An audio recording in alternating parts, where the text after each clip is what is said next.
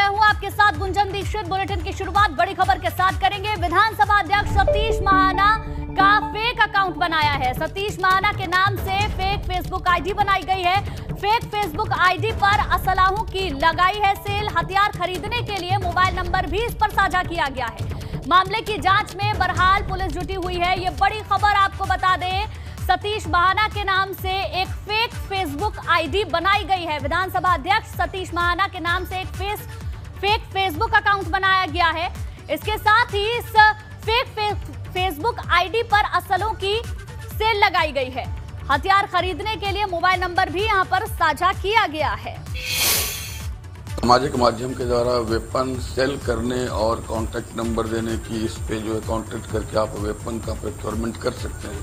इस तरह की एक पोस्ट कल संज्ञान में आई और इस पे तत्काल जो है संज्ञान में लेते हुए क्राइम ब्रांच ने उस मामले पे एक एफआईआर रजिस्टर कराई रेल बाजार थाने में।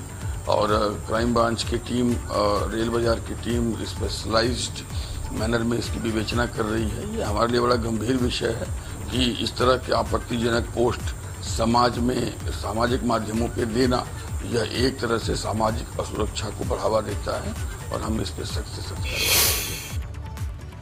वहीं बरेली में सरकारी जमीन पर बने अवैध निर्माण को विकास प्राधिकरण के बुलडोजर ने जमींदोज कर दिया है। बीडीए की टीम ने बुलडोजर के जरिए लगभग 30 करोड़ रुपए से अधिक की सरकारी जमीन को खाली कराया है।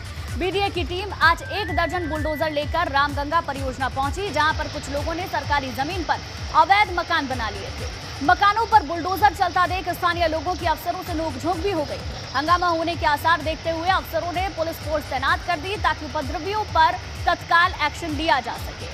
तो अवैध निर्माण पर बीडीए का बुलडोजर चला है। देखिए तस्वीरें भी आपको बरेली से दिखा रहे हैं। 30 करोड़ की संपत्ति को खाली कराया गया है। जिस दौरान ये कार्रवाई हुई उस दौरान की ये तस्वीरें आपकी टेलीविजन स्क्रीन पर। विकास प्राधिकरण की अर्जित भूमि पर काबिज अवैध कब्जेदारों के प्रति मानवीय दृष्टिकोण अपनाते हुए पूर्व में इन अवैध कब्जेदारों को रियायती दरों पर प्राधिकरण के प्लॉट प्राप्त करने का अवसर प्रदान किया गया था।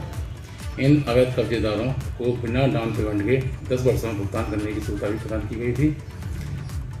जो लोग प्लॉट लेने के इच्छुक नहीं थे उन्हें बार बार अनुरोध किया गया था कि वे अपनी वैकल्पिक व्यवस्था कर लें ताकि अवैध कब्जों को हटवाकर आवंटियों प्लॉटों का कब्जा दिया जा सके।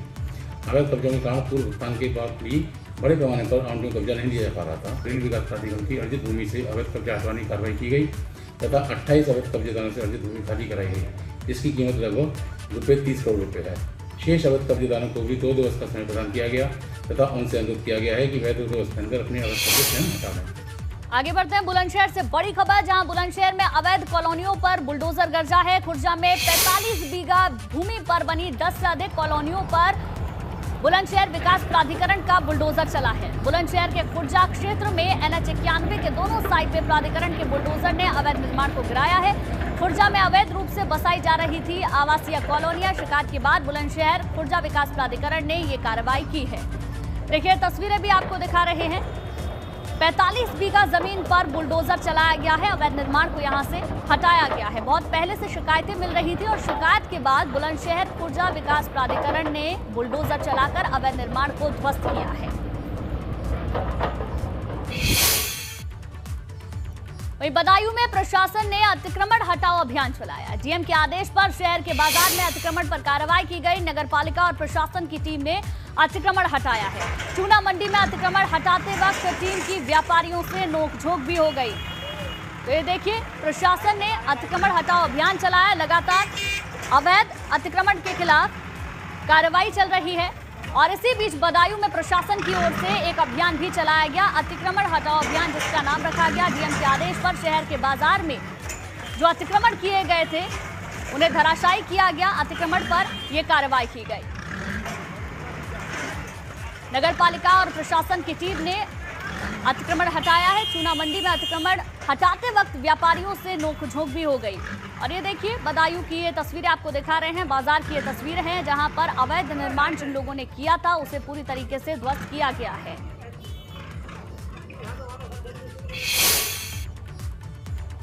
गरीबों के हक पर डाका डालने वालों के खिलाफ योगी सरकार एक्शन में नजर आ रही है। ऐसे में फ्री राशन वाली योजना का लाभ उठाने वाले अपात्रों को राशन कार्ड सरेंडर करने की हिदायत दी गई है। उन्नाव में भी प्रशासन पूरी तरीके से एक्टिव नजर आ रहा है। 15 मई तक राशन कार्ड सरेंडर करने की मोहलत दी गई है और तारीख निकलने के बाद अपात्रों से राशन की वसूली की जाएगी। साथ ही जुर्माना भी वसूल किया जाएगा। बात अगर उन्नाव की करें तो 5.5 लाख से ज्यादा राशन कार्ड धारक यहां पर मौजूद हैं। तो राशन कार्ड सरेंडर करने के आदेश दिए गए हैं और इसके लिए आखिरी तारीख भी 15 मई तय की गई है। हम लोगों ने सत्यापन अभियान अपनाया है। साथ ही साथ लोगों से अपील भी कर रहे हैं कि जो व्यक्ति इस मध्य में अपात्र हो गए हैं, उनकी आर्थिक स्थिति संपन्न हो गई है और राशन कार्ड के पात्र नहीं हैं, वो राशन कार्ड कार्यालय में जमा कर दें। अन्यथा सत्यापन के उपरांत जांच में अपात्र पाए जाने पर नियमानुसार विधिक कार्रवाई की जाएगी तथा उनसे वसूली भी की जाएगी। अब तक के सत्यापन अभियान में 1600 राशन कार्ड समर्पित कर दिए गए। आगे बढ़ते हैं। बरेली में फतेहगंज पश्चिमी थाने में तैनात सिपाही अमरदीप के एक ऑडियो से हड़कंप मच गया है, क्योंकि ये वायरल ऑडियो है रिश्वतखोरी का। ऑडियो वायरल होने के बाद पुलिसकर्मियों की स्मैक तस्करों से मिली भगत का भी खुलासा हो गया है। वायरल ऑडियो में सिपाही अमरदीप स्मैक तस्कर सोनू कालिया से फोन पर बात कर रहा है, जिसमें वो उसे बचाने के लिए 10 लाख रुपए की फिरौती मांग रहा है। सिपाही कह रहा है कि अगर तुमने 10 लाख रुपए नहीं दिए तो तुम्हें वांछित कर दिया जाएगा। इसके साथ ही सोनू कालिया कहता है कि साहब से बात करवा दो, तो सिपाही कहता है कि साहब बात नहीं करेंगे। साहब का कहना है इतने दिन हो गए तुम कभी सलाम करने नहीं आए। सोनू कालिया कहता है उसके बाद 4 लाख रुपए ले लो, तो सिपाही कहता है कि 10 लाख से कम में बात नहीं बनेगी। इस तरीके की बातों का एक ऑडियो अब वायरल हो रहा है। अब वो ऑडियो आप सुनिए कि क्या कुछ उस ऑडियो में है और किस तरीके से दोनों के बीच में बातचीत हुई है। कहाँ से दे दूंगा मैं यार? कह रहा 10 लाख देता हूँ, ठीक है ना, तो वंचित हो रहा है। 2-4 मुकदमे मोहर में वंचित करूँ। प्यारे साहब के सख्त निर्देश है। फिर कैसे तो क्या करूँ? साहब आ गए थाने? हाँ यही है साहब, मेरे पास ही है। बात करेंगे नहीं है? पहले बात करनी होती, पहले बात करते। पहले क्यों नहीं आया? मिलन इतने दिन हो गए मुझे, यहाँ कभी आया सलाम करने को? तो यूँ सलाम करने लायक है तो आता? क्या किया जाए? अब तुम खुद समझदार हो, मेरी हालत देख लो यार, बात कर लो यार, बचा लो अपने भाई को यार, बड़ा एहसान होगा, बच्चे दुआ देंगे तुम्हें यार। कोशिश भैया, पूरी कोशिश कर रहा हूँ मेरे भाई, मैं इतना ही तो कर सकूँ। बताओ। 1-2 लाख की बात है, मैं एडजस्टमेंट कर रहा हूँ यार, बताओ। हाँ तो लिखवा देंगे भाई, तेरी सब ईमानदारी से कर ही देंगे सच में। वही तो मैं कह रहा हूँ, 1-2 लाख की बात हो तो मैं कर ले रहा हूँ यार कहीं से कुछ। देखो जो हमें बताएगा वो हम तुम्हें बता रहे हैं सोनू भाई, बस क्या बताएं तुम्हें। हमें इस बात का बहुत कष्ट हो रहा है, तुम्हें वंचित किया जा रहा है। नहीं तो मैं कह तो रहा हूँ, इस बात को सीरियस ले लो। मैं कह तो रहा हूँ 1-2 लाख की बात हो तो मैं कर ले रहा हूँ कहीं से कोई इंतजाम यार। ना मानने की मैंने इन्हें खुद अपनी तरफ से कह दिया, मगर धन्य होने का, मगर 5-4 तो हो भी सके। मैंने अपनी तरफ से कह दिया ना 5-4 हो जी। हाँ तो स्मैक तस्कर और सिपाही अमरदीप के बीच जो बातचीत हुई है उसका ऑडियो हमने आपको सुनवाया। अब आगे बढ़ते हैं। ग्रेटर नोएडा में दबंगों ने युवक की पिटाई कर दी। दरअसल दोनों के बीच कहासुनी हुई, जिसके बाद 4 से 5 दबंग लाठी डंडों से युवक की पिटाई करने लगे, जिसका वीडियो भी मोबाइल में कैद हुआ है। ग्रेटर नोएडा रबुपुरा थाना क्षेत्र का ये मामला बताया जा रहा है। 4 से 5 दबंगों ने एक युवक को पीटा है और ये देखिए किस तरीके से मारपीट की गई है, उसकी ये तस्वीरें भी सामने आई हैं। रबुपुरा थाना क्षेत्र का ये पूरा मामला बताया जा रहा है। और चलिए अब बात हरदोई की। हरदोई में पुलिस चौकी से महज 100 मीटर की दूरी पर बाइक चोरी की घटना हो गई। घर के बाहर खड़ी बाइक को चोर चुरा ले गए। ये पूरी घटना पास में लगे सीसीटीवी कैमरे में कैद हो गई। अब पुलिस ने इस मामले में जांच पड़ताल शुरू कर दी है। ये बड़ी खबर आपको बता दें, पुलिस चौकी के सामने से एक बाइक चोरी हुई है। घर के बाहर बाइक रखी हुई थी और अचानक से चोर आता है और घर के बाहर से भी, और नजदीक में ही पुलिस चौकी थी। ऐसे में चोर की हिमाकत आप देखिए कि किस तरीके से वो इस चोरी की वारदात को अंजाम देता है। और ये जो पूरी तस्वीरें हैं वो भी कैद हो गई हैं। तस्वीरों में आप देख सकते हैं किस तरीके से ये चोर आता है और चोरी की घटना को अंजाम देता है। आगे बढ़ते हैं जालौन से खबर, जहां प्रधानमंत्री किसान सम्मान निधि के अपात्रों से रिकवरी अब की जाएगी। 1740 किसानों को रिकवरी के लिए नोटिस जारी कर दिए गए हैं। 1 से 1.5 करोड़ रुपए की रिकवरी के लिए नोटिस जारी किए गए हैं। अब तक 20 लाख रुपए किसान सम्मान निधि की रिकवरी हुई है। राजस्व वसूली की तरह ही ये वसूली की जाएगी, डीएम प्रियंका का ये कहना है। तो ये बड़ी खबर आपको बता दें, अब तक 20 लाख रुपए किसान सम्मान निधि से रिकवरी हो चुकी है। अब 1740 किसानों को रिकवरी के लिए नोटिस भी जारी कर दिया गया है। आगे बढ़ते हैं लखनऊ से बड़ी खबर, जहां प्रोबेशनरी आईपीएस आईएफएस अफसरों से मिले कार्यवाहक डीजीपी। पुलिस मुख्यालय में अपने ऑफिस के अंदर ही मुलाकात की। मुलाकात के बाद पुलिस मुख्यालय से कार्यवाहक डीजीपी बाहर निकले हैं। तो ये बड़ी खबर आपको बता रहे हैं, जहां आज योगी आदित्यनाथ से भी उनकी मुलाकात हुई और उसके बाद कि ये तस्वीरें हम आपको दिखा रहे हैं किस तरीके से मुलाकात के बाद पुलिस मुख्यालय से कार्यवाहक डीजीपी बाहर आए हैं। प्रोबेशनरी आईपीएस और आईपीएस अफसरों से भी मुलाकात की है।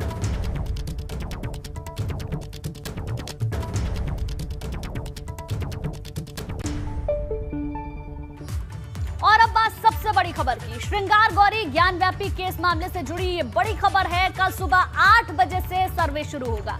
वादी प्रतिवादी पक्ष के 30 से ज्यादा लोग मौजूद रहेंगे। जिलाधिकारी, पुलिस कमिश्नर मौजूद रहेंगे। पर्यवेक्षक के रूप में मुख्य सचिव और डीजीपी निगरानी करेंगे। तो ये बड़ी खबर आपको बता दें, कल सुबह 8 बजे से एक बार फिर से सर्वे शुरू होगा। हालांकि सर्वे करने की 2 बार कोशिश की गई। पहले दिन सर्वे हुआ, उस दिन सर्वे पूरा नहीं हो सका, 3 से 4 घंटे चला। अगले दिन फिर सर्वे की टीम अंदर गई, वहां पर उनका उसके बाद कहना था कि मुस्लिम पक्ष ने अंदर नहीं जाने दिया। फिर इस पूरे मामले पर सुनवाई हुई और अब इस मामले में कल एक बार फिर से सुबह 8 बजे से सर्वे होगा। ज्ञानवापी सर्वे को लेकर वादी पक्ष के अधिवक्ता आज कागजी प्रक्रिया में जुटे हैं। वादी पक्ष के अधिवक्ता शिवम गौड़ ने कहा कि सर्वे के लिए तैयारी चल रही है। वहीं सिविल जज सीनियर डिवीजन के डर के मामले में पर उन्होंने कहा कि माहौल इस तरह का बनाया गया है जिससे मामले से जुड़े लोगों के बीच डर पैदा हो गया है। वहीं सुप्रीम कोर्ट में प्रतिवादी पक्ष के जाने पर कहा कि अभी एप्लीकेशन होल्ड है। श्रृंगार गौरी ज्ञानवापी मामले में सिविल जज सीनियर डिवीजन का आदेश आ चुका है। 1 के बजाय 2 कोर्ट कमिश्नर और 1 सहायक की नियुक्ति इस पूरे कमीशन को लेकर की गई है कि वहां पर जाएंगे ये लोग और कमीशन की कार्रवाई को पूरा करेंगे। लेकिन आज का जो दिन है वो कमीशन की कार्रवाई के जो कागजी प्रक्रिया है उनको किया जा रहा है। हमारे साथ शिवम गौड़ जी मौजूद हैं, जो हिंदू पक्ष के वादी पक्ष के अधिवक्ता हैं। शिवम जी, आज क्या कर रहे हैं आप? देखिए, एज रेट परवाना जारी के आदेश किए गए हैं न्यायालय द्वारा, तो उसकी जो कार्रवाई है उसको हम सुनिश्चित कराने के लिए आज न्यायालय पहुंच चुके हैं और थोड़ी देर में कार्रवाई पूरी कर दी जाएगी। तो कल से हमारी उम्मीद है कल से हम इसको शुरू करा सकें। कल सुबह 8 बजे कमीशन शुरू करने की हमारी तैयारी है पूरी। जी। अच्छा, एक चीज़ जानना चाहेंगे कि जब सिविल जज सीनियर डिवीजन ये आदेश दे रहे थे, उनके आदेश की कॉपी की जो दूसरी पेज की जो बातें हैं उसमें कहीं ना कहीं उनको भी अपनी जान का भय सता रहा है। परिवार से, मतलब उनकी माताजी से बातचीत का भी जिक्र किया, और ये क्या है? देखिए, ऐसा ये माहौल जो था, ये जब मैंने आपको बताया था 9 तारीख को जब हमने कोर्ट में बहस शुरू करी, जिरह शुरू करी थी, तो हमने जो घटना मौके पर परिसर के बाद 6 और 7 मई को घटी थी उसके हमने न्यायालय को पूरा स्पष्ट विवरण हमने न्यायालय को दिया था। न्यायालय ने इस चीज़ को स्पष्ट करते हुए कि जो माहौल बनाया गया है, न्यायालय ने उसकी सही जो रुचि लेनी चाहिए थी उसको लेकर के लिए, और जो माहौल का जिक्र किया है वो सच है। देखिए, जो माहौल इन्होंने बना दिया है, नारे लगाना, 5000 आदमी का उतर जाना, कहीं पर किसी तरह की धमकी दे देना, तो किसी के भी परिवार में ये डर लाजमी है, कोई विशेष बात ये नहीं करी गई है। और जज साहब ने ये नहीं कहा मेरे को किसी से खतरा है, डर है। उन्होंने मेंशन किया कि भाई मुझे मेरे परिवार के लिए चिंता रहती है, परिवार को मेरे लिए चिंता रहती है, और माता जी का कहना है आप करने बिल्कुल ना जाएं। तो गंभीरता इतनी, एक साधारण कमीशन को लेकर के इतना माहौल बना देना, किसी चीज़ को हाईलाइट कर करके ये टिप्पणियां कर करके, ये उसमें दिख रहा है कि किस तरह से डिफेंडेंट नंबर 4 ने अंजुमन इंतजामिया की तरफ से जो माहौल बनाया गया है उससे किस तरह तक न्यायिक व्यवस्था भी परेशान हो गई है। एक और चीज़ जानना चाहेंगे, जो प्रतिवादी पक्ष है वो सुप्रीम कोर्ट जा चुका है, ऐसी भी बात है, तो क्या है वहाँ? क्या आप तो सुप्रीम कोर्ट के लॉयर हैं और यहाँ पर आए हैं केस को लड़ने के लिए, तो अभी तक अपडेट क्या है? देखिए, सुप्रीम कोर्ट में जब तक मेरी बात हुई है, मेंशन किया गया था इनके द्वारा लिस्ट कराने के लिए, लेकिन सीजेआई साहब ने भी रोका गया है कि भाई बिना पेपर पढ़े, बिना इसको पूरी तरह अपने कॉन्फिडेंस में लिए बिना कोई ऐसा ऑर्डर, स्टे ऑर्डर में अभी तक पास नहीं कर सकता। वादी और प्रतिवादी पक्ष और इसके साथ ही उनके अधिवक्ता और एक सहयोगी वहां पर रह सकते हैं और इसका पूरा ब्यौरा तैयार किया जा रहा है। इसके साथ ही जो भी इससे संबंधित पत्र हैं उनको शासन और प्रशासन को भेजने के लिए यहां पर पूरी तरह से कागजी प्रक्रिया को पूरा किया जा रहा है वादी पक्ष द्वारा। कैमरामैन विशेष के साथ नीतीश कुमार पांडे, एबीपी गंगा, वाराणसी। आगे बढ़ते हैं। वाराणसी में श्रृंगार गौरी ज्ञानवापी सर्वे को लेकर आज चेतगंज में पक्षकारों के साथ वाराणसी प्रशासन की बैठक हुई। इस बैठक में दोनों पक्षों से शांति सौहार्द के साथ सर्वे कराए जाने की अपील की गई और दोनों पक्षों के लोगों ने इस अपील को स्वीकार करते हुए सौहार्द की सहमति प्रदान की। आपको बता दें कि बीते दिनों ज्ञानवापी मामले को लेकर जब सर्वे टीम परिसर में पहुंची तब विरोध की स्थिति उत्पन्न हो गई थी। इस बार प्रशासन चुस्त है और किसी भी स्थिति में शांति व्यवस्था से समझौता न करने की बात कही जा रही है। 12 मई को कोर्ट का एक फैसला आया है जिसमें जो कमीशन की कार्रवाई है वो 8 से 12 तक शुरू कराने के लिए कहा गया है। वो कमीशन की कार्रवाई शनिवार को शुरू होगी। उसी कमीशन की कार्रवाई को लेकर पक्षकारों को बुलाया गया था कि जो कमीशन की कार्रवाई है उसके दौरान सारे कोऑपरेट करें और शहर में शांति व्यवस्था बनाए रखें। उसी की बड़ी सौहार्दपूर्ण मीटिंग हुई है और उसमें शांति का संदेश काफ़ी पक्षकारों के द्वारा प्रसारित भी किया गया है और सभी से यही अपील की गई है कि कोर्ट कमिश्नर की कार्रवाई जो लीगली होनी है उसमें सभी सहयोग प्रदान करें और शहर में कोई सेंसिटिविटी ना हो उसके लिए सभी सहयोग करें। उसका आश्वासन दिया गया है कि सभी पक्षकारों के द्वारा उसमें मदद की जाएगी। एक तरफ जहां ज्ञानवापी श्रृंगार गौरी मामले में कल फिर से सर्वे शुरू होने वाला है तो वहीं मथुरा में श्री कृष्ण जन्मभूमि शाही ईदगाह मस्जिद मामले में भी सर्वे की मांग उठ चुकी है। मथुरा श्री कृष्ण जन्मभूमि मामले से जुड़ी एक खबर आपको बता दें, शाही ईदगाह मस्जिद का वीडियोग्राफी सर्वे कराने की मांग की गई है। जिला कोर्ट में वादी पक्ष ने सर्वे के लिए प्रार्थना पत्र दिया है। सुनवाई के दौरान शाही ईदगाह मस्जिद कमेटी ने वक्त मांगा है। अब 1 जुलाई को होगी सर्वे की मांग पर अगली सुनवाई। वकील कमिश्नर नियुक्त कर वीडियोग्राफी सर्वे की मांग की गई है। आपको बता दें कल हाईकोर्ट ने जिला अदालत को निर्देशित किया था कि 4 महीने के अंदर सभी वादों पर सुनवाई पूरी करने के निर्देश दिए गए थे, जिसके बाद वादी मनीष यादव, वादी महेंद्र प्रताप सिंह, वादी दिनेश कौशिक यानी कि तीनों वादियों ने मथुरा कोर्ट में कमीशन नियुक्त कर शाही ईदगाह मस्जिद की वीडियोग्राफी और फोटोग्राफी करने की मांग का प्रार्थना पत्र दिया, जिस पर सुनवाई के वक्त शाही ईदगाह मस्जिद कमेटी ने कोर्ट से अपना पक्ष रखने के लिए समय मांगा है। चारधाम यात्रा में अब तक 30 श्रद्धालुओं की मौत हो चुकी है।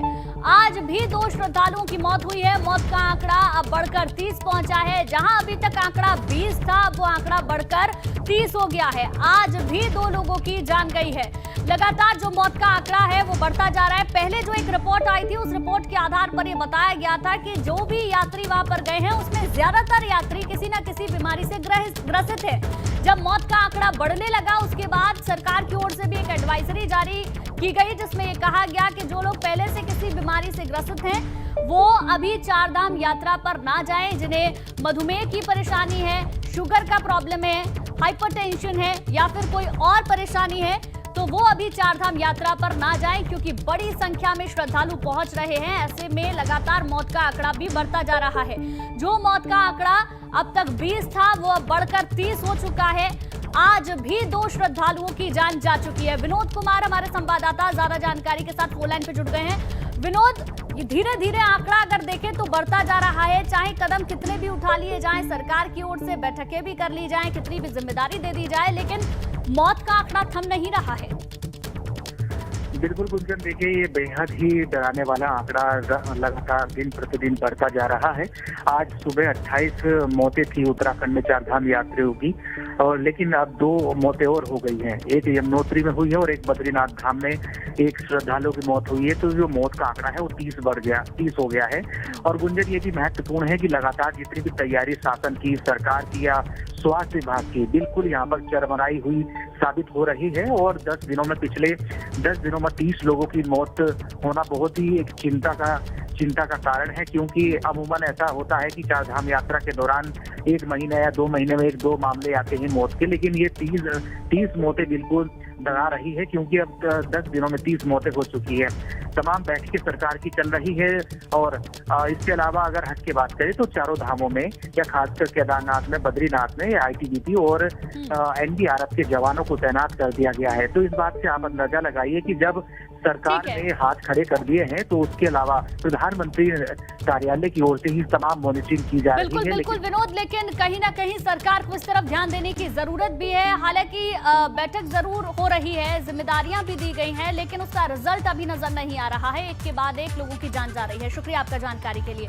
आगे बढ़ेंगे लखनऊ से खबर, जहां भूतनाथ इलाके में रेहड़ी दुकानदारों की निगम कर्मचारियों से झड़प हो गई है। बगैर नोटिस के दुकान खाली कराने आए थे कर्मचारी, दुकानदारों और कर्मचारियों के बीच इस दौरान मारपीट भी हो गई। देखिए लखनऊ से तस्वीरें आपको दिखा रहे हैं, रेहड़ी दुकानदारों की निगम कर्मचारियों से किस तरीके से झड़प हुई है। एक्सक्लूसिव तस्वीरें आपकी टेलीविजन स्क्रीन पर।